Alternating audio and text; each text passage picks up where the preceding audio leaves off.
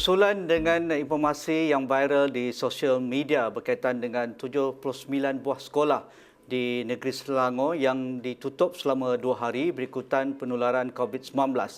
Itu yang kami berikan laporan komprehensif sejak tengah hari tadi dan rakan-rakan kami berada di sekitar sekolah-sekolah yang terlibat dan memang ada sekolah yang sudah pun diberi arahan tutup dari kenyataan yang dipaparkan di pagar-pagar sekolah. Jadi untuk melihat perkara ini, bagaimana arahan yang tidak rasmi yang kita masih menunggu, adakah ia sudah pun diberikan pemberitahuan secara rasmi oleh Jabatan Pendidikan Negeri yang kita rujuk pada hari ini ataupun pada ketika ini, iaitu Negeri Selangor. Tetapi ini bukan perkara yang pertama. Kalau kita lihat di negeri lain juga, di Pulau Pinang misalnya, lebih 20 buah sekolah diarahkan tutup, tetapi ada kenyataan rasmi oleh pengarah Jabatan Pendidikan Negeri. Manakala di Negeri Sembilan, 5 buah sekolah dikatakan sudah pun ditutup. Manakala di Kelantan, kita sedia maklum, sekolah semuanya ditutup di 7 buah daerah yang dikatakan penularan peningkatan yang tinggi COVID-19. Jadi, apa maksud semuanya ini? Adakah KPM terlalu perlahan? KPM tidak membuat sesuatu, ataupun ibu bapa masih ragu-ragu apakah SOP yang sudah pun dikatakan dikenakan kepada setiap sekolah dan anak-anak, termasuk ibu bapa yang menghantar anak ke sekolah mereka, tidak dapat dilaksanakan secara yang betul ataupun yang baik apabila berada di lapangan, iaitu di sekolah. Jadi di talian melalui Skype pada petang ini saya bersama dengan Dr. Anwar Ahmad dari Pusat Kajian Pendidikan dan Kesejahteraan Komuniti Fakulti Pendidikan Universiti Kebangsaan Malaysia. Assalamualaikum Dr. Anwar. Waalaikumsalam Tuan Haji. Mungkin reaksi awal Dr. Anwar dengan penularan informasi 79 buah sekolah tetapi tiada kenyataan rasmi dikeluarkan oleh Kementerian Pendidikan Malaysia, dari Jabatan Pendidikan Negeri Selangor, dan ini amat mengecewakan ramai pihak termasuk ibu bapa, pihak guru dan pelajar sendiri. Jadi sebagai pengamal pendidikan, apa sebenarnya yang berlaku sekarang ini? Okey, terima kasih Tuan Haji. Seperti yang Tuan Haji sebut tadi, berita ini di seluruh negara telah sebar sebenarnya. Dan ibu bapa pun ramai yang menghubungi dan minta pandangan, dan juga guru-guru, rakan-rakan guru juga.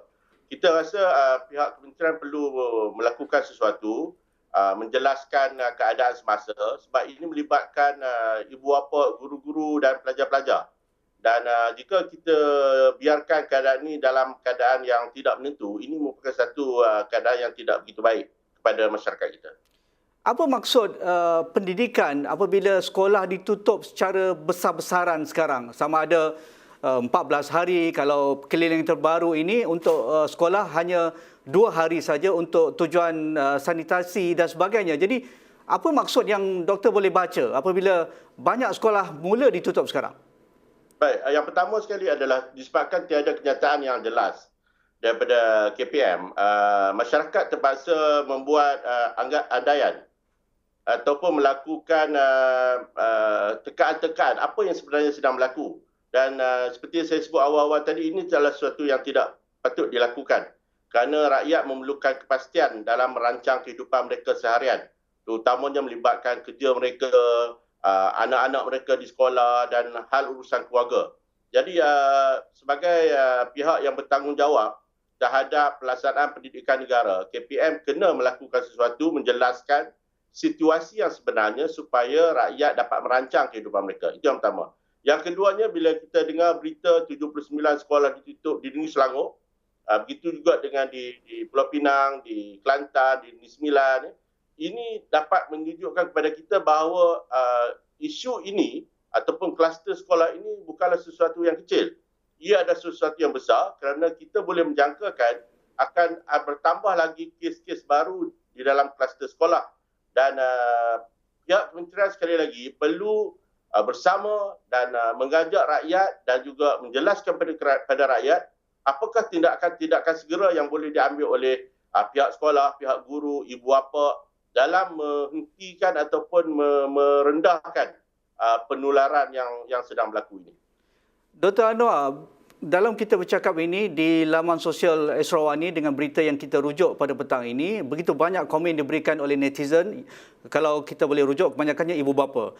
Ada yang mengatakan bahawa ada sekolah yang masih dibuka sekarang ketika kita bercakap hari ini, tetapi sudah ada laporan bahawa ada kes yang dilaporkan di sekolah tersebut, tetapi sekolah masih dibuka, tingkatan tersebut masih dibenarkan datang ke sekolah dan tiada arahan oleh pihak sekolah sama ada tingkatan tertentu ditutup, blok tertentu ditutup.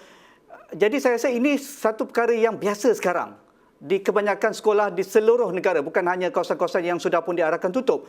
Jadi apa yang boleh kita baca daripada tindakan yang tidak jelas, SOP yang tidak jelas, yang mungkin menunggu arahan-arahan baru dari PPD, dari KPM dan sebagainya? Ya, saya ingat sejak 2 minggu lepas apabila sekolah untuk sekolah menengah dibuka semula dan kita sudah mula mendengar sebenarnya kes-kes ini, kes positif di sekolah tetapi tidak disahkan, berlega dalam masyarakat. Memang seperti yang Tuan Haji sebut tadi, banyak ibu bapa yang juga memaklumkan tentang keadaan ini, tapi disebabkan oleh tidak ada pengesahan daripada pihak KPM, maka dia tidak dianggap sebagai resmi. Baik, apa masalahnya? Masalahnya adalah kepercayaan ibu bapa kepada sistem kita.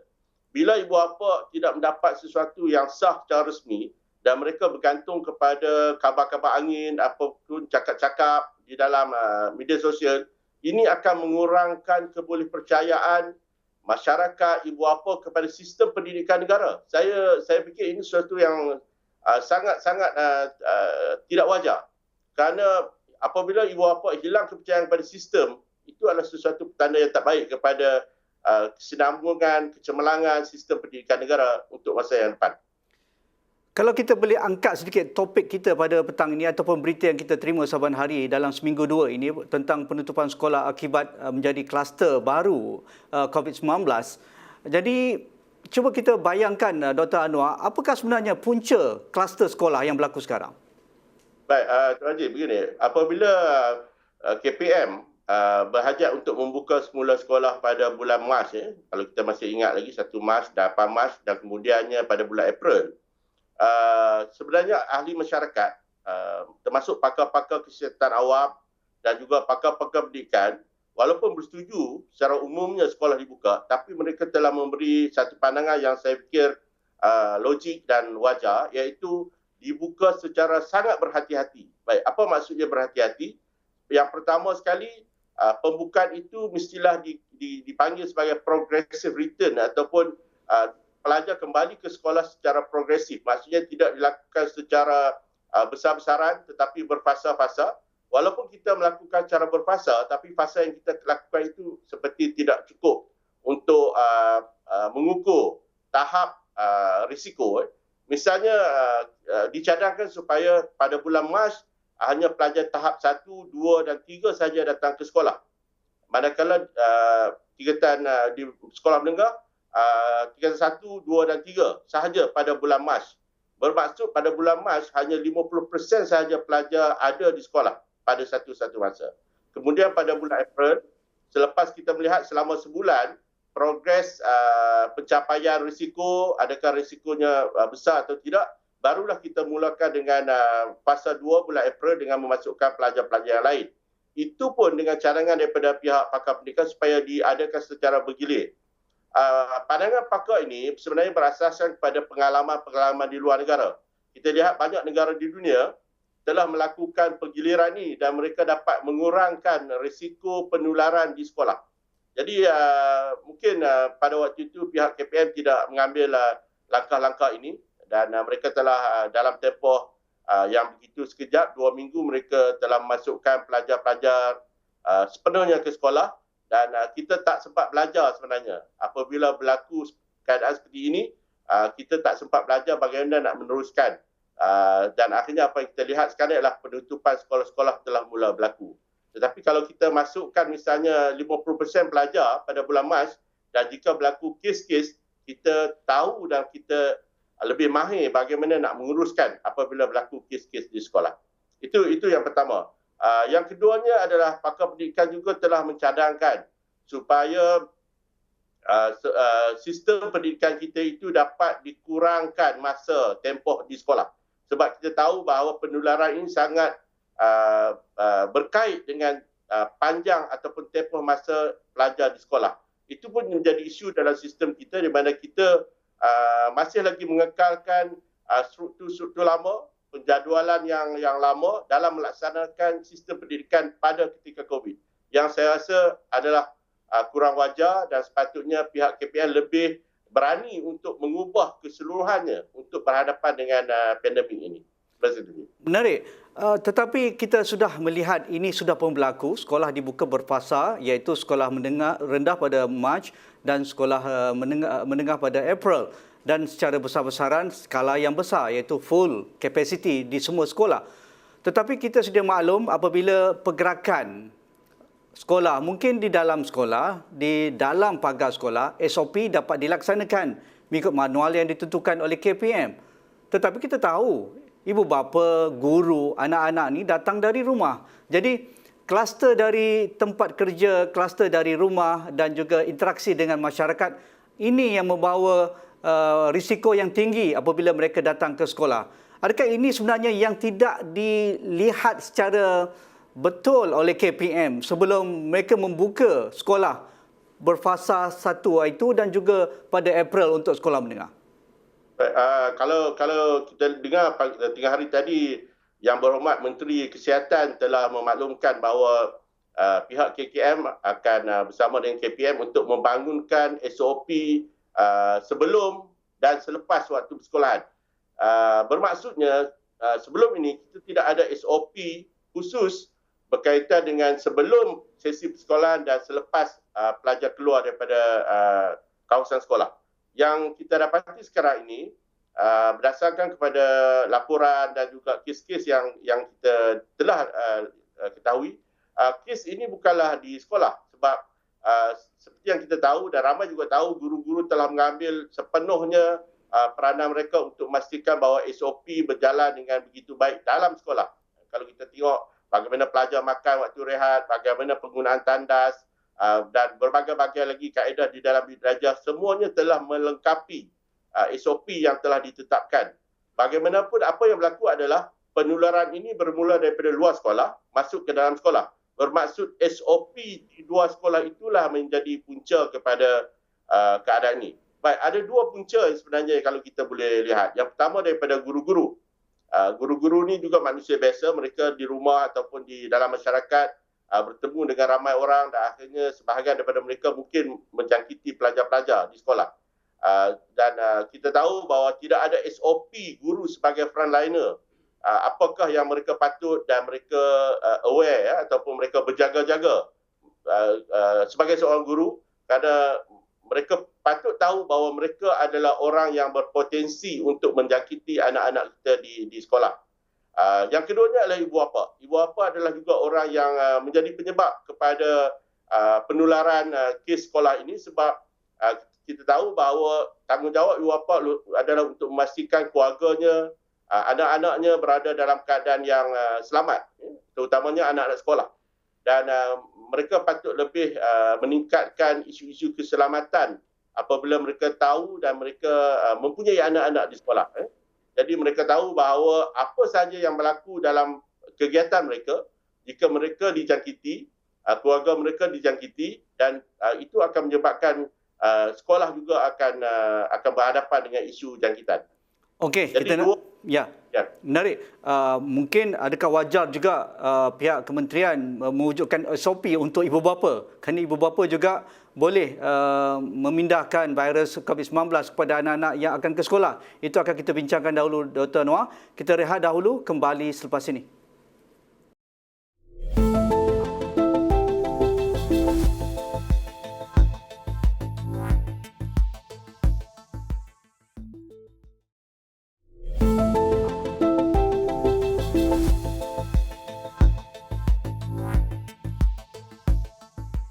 Kembali dalam kita melihat SOP di sekolah dengan peningkatan ketara COVID-19 di kluster-kluster sekolah. Jadi dari kenyataan Dr. Adham Baba pada hari ini mengatakan bahawa terdapat 53 kluster aktif dari sektor pendidikan, manakala 90 kluster yang sudah pun dikesan sejak 1 Januari 2021 yang melibatkan hampir ribuan pelajar-pelajar yang terlibat dengan COVID-19 ini. Dr. Anwar Ahmad, bagi ibu bapa ini juga penting kerana ibu bapa sudah pun kebanyakannya dibenarkan datang bekerja kerana sektor ekonomi dibuka sepenuhnya dan ramai majikan ataupun banyak majikan sudah pun memanggil pekerja mereka untuk datang ke tempat kerja, dan kita tahu tempat kerja masih lagi antara penyumbang utama kluster di tempat kerja yang dilaporkan saban hari. Adakah wajar juga sedikit panduan diberikan kepada ibu bapa dalam menangani penularan kepada anak-anak mereka dan tidak akan menular apabila anak mereka datang ke sekolah? Dr. Anwar. Terima kasih Tuan Haji. Kalau kita lihat sektor pendidikan, kalau sekolah saja kita ada 10,000 sekolah.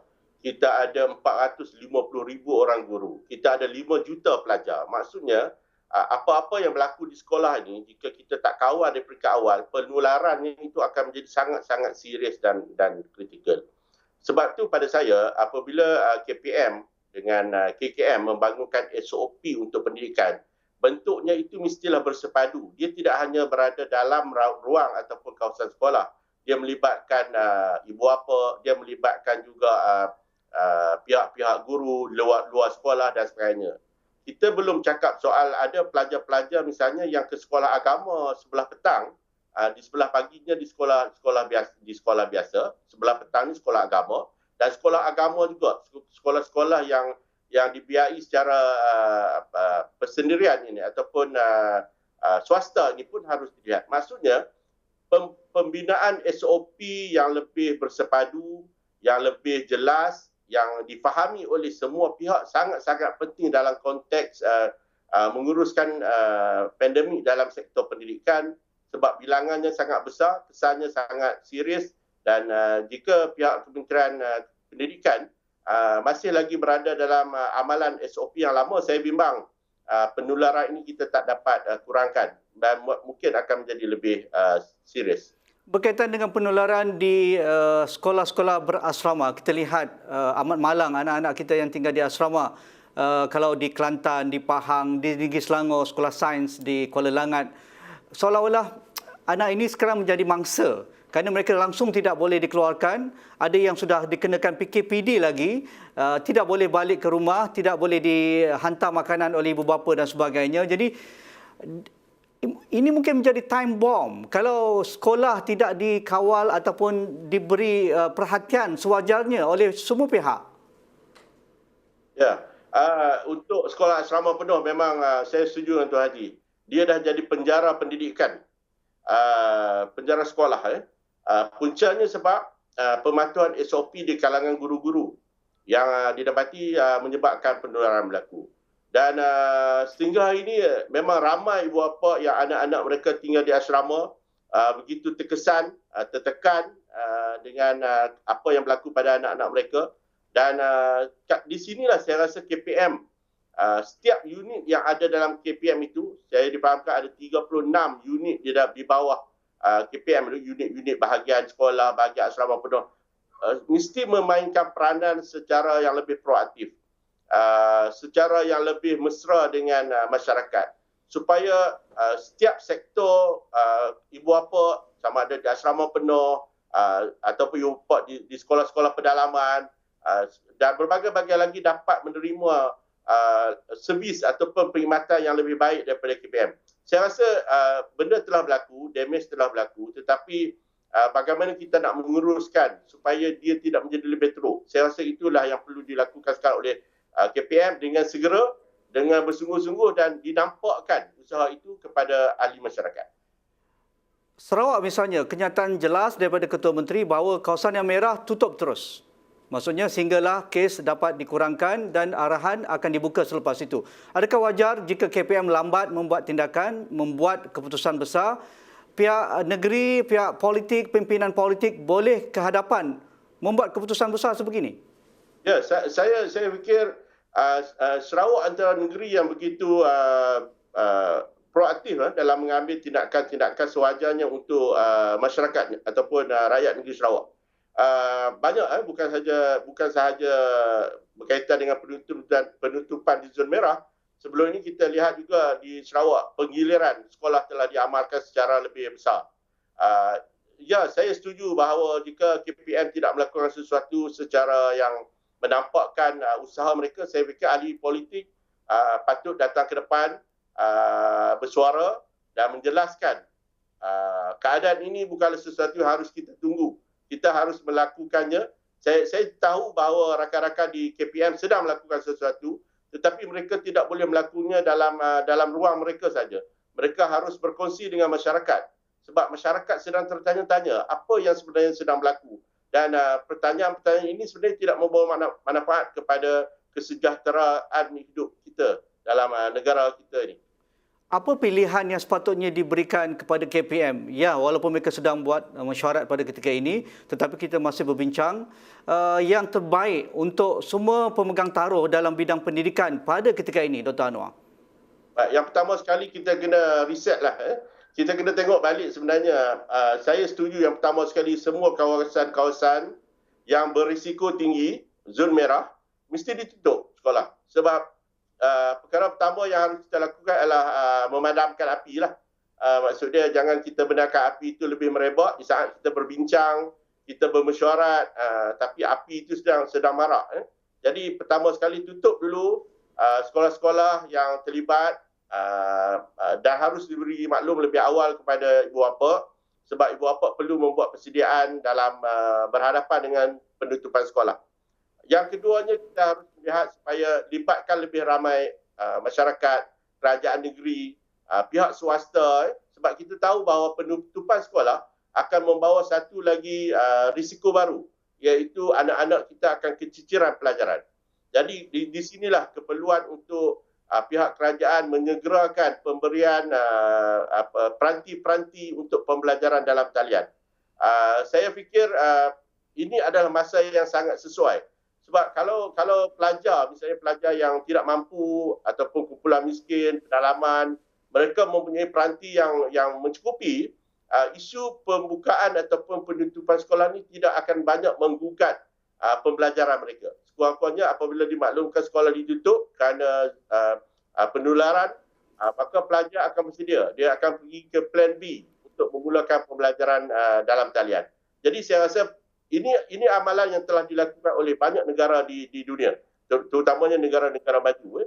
Bila mereka berhadapan dengan isu sekolah perlu ditutup, mereka terus laksanakan PDPR melalui pembelajaran dalam talian, dan pelajar boleh belajar terus seperti biasa. Penularan COVID dapat dikurangkan dan akhirnya semua orang mendapat keuntungan ataupun faedah dalam bentuk masing-masing. Jadi kalau tanya saya, apakah perkara penting yang perlu dilakukan sekarang? Kerajaan, tolonglah segerakan pemberian peranti kepada anak-anak kita untuk mereka teruskan pembelajaran. Pada ketika KPM mungkin perlu membuat keputusan menutup sekolah di mana-mana yang perlu. Tetapi saya tidak setuju kalau semua sekolah ditutup. Sebab kita tahu bahawa ada sekolah-sekolah yang tidak terkesan dengan COVID buat masa ini. Mereka masih dalam zon hijau misalnya. Jadi kita tidaklah perlu mengganggu pembelajaran kanak-kanak. Sebaliknya memberi penekanan kepada menegaskan soal pematuhan SOP di sekolah-sekolah kawasan hijau. Terima kasih. Kembali kepada PDPR, ini cabaran juga. Jelas tadi Dr. Anwar katakan banyak perkara yang tidak selesai sepanjang PDPR berlangsung setahun yang lalu, tetapi model PDPR yang terbaik untuk diguna pakai ikut kesesuaian sekolah dan di mana mereka berada sekarang. Dr. Anwar. Ya, pilihan pertama adalah mengikut kesesuaian di mana mereka berada. Tetapi kita tahu bahawa dalam kebanyakan keadaan, kumpulan yang terkesan jika sekolah ditutup ni ada kumpulan pelajar-pelajar miskin, kumpulan B40, B40, pelajar-pelajar di kawasan pedalaman ataupun pelajar-pelajar miskin di kawasan bandar. Inilah kumpulannya yang kita jangkakan sekitar 35 ke 40% daripada jumlah keseluruhan pelajar-pelajar di dalam 5 juta pelajar kita. Jadi mereka ini tidak banyak pilihan sebenarnya. pilihan pertama mereka perlu disediakan dengan peranti. Saya fikir pihak kerajaan telah pun menjanjikan peranti ini dan laksanakanlah janji tersebut. Yang keduanya adalah kecekapan guru-guru melaksanakan PDPR. Kita agak kurang begitu bersetujulah ataupun tidak kurang berpuas hati. Selepas tahun kita melalui pandemik ini didapati bahawa latihan-latihan keguruan, terutamanya latihan dalam perkhidmatan berkaitan dengan pembelajaran online tidak dilakukan secara bersungguh-sungguh. Saya dapat maklumat daripada negara-negara, beberapa negara serantau, mereka telah melaksanakan latihan dalam perkhidmatan keguruan mereka untuk guru-guru mereka dilengkapi dengan kemahiran-kemahiran bukan sahaja sekadar mengoperasikan Zoom ataupun Skype dan sebagainya, tetapi pedagogi pengajaran dalam talian ataupun dipanggil cybergogi. Ini yang perlu dilakukan oleh pihak kementerian bila dalam setahun yang lepas, di mana guru-guru ini bukan sahaja dilengkapkan dengan pedagogi dalam bilik darjah seperti yang amalan sekarang, tetapi guru-guru ini tidak kira walaupun dia dah berkhidmat 30 tahun, mereka perlu dilengkapkan dengan cybergogi ataupun kemahiran pengajaran di dalam talian yang bentuknya, formatnya, kemahirannya adalah berbeza dengan kemahiran di dalam bilik darjah. Jadi kalau kita menggunakan kemahiran bilik darjah di dalam talian, maka kita akan dapati bahawa pengajaran dan pembelajarannya tidak begitu berkesan dan akhirnya hasil pembelajarannya tidak begitu memberi manfaat kepada pelajar-pelajar. Itu yang harus dilakukan sepatutnya oleh KPM di dalam persediaan mereka berhadapan dengan COVID apabila COVID berlaku seperti sekarang. Terima kasih Dr. Anwar Ahmad, Pusat Kajian Pendidikan dan Kesejahteraan Komuniti Fakulti Pendidikan Universiti Kebangsaan Malaysia. Itu sahaja susulan daripada peningkatan sekolah yang menjadi kluster penularan COVID-19 dan sebahagian negeri ia sudah pun menutup sekolah-sekolah tersebut dan tular di media sosial bahawa di negeri Selangor terbanyak 79 buah sekolah sudah pun ditutup. Jadi kita menunggu apa yang akan dilakukan oleh pihak Jabatan Pendidikan Negeri dan juga Kementerian Pendidikan Malaysia, tetapi kami di Esrawani akan sentiasa memberikan maklumat terkini tentang hal ini. Sekian, kita jumpa lagi.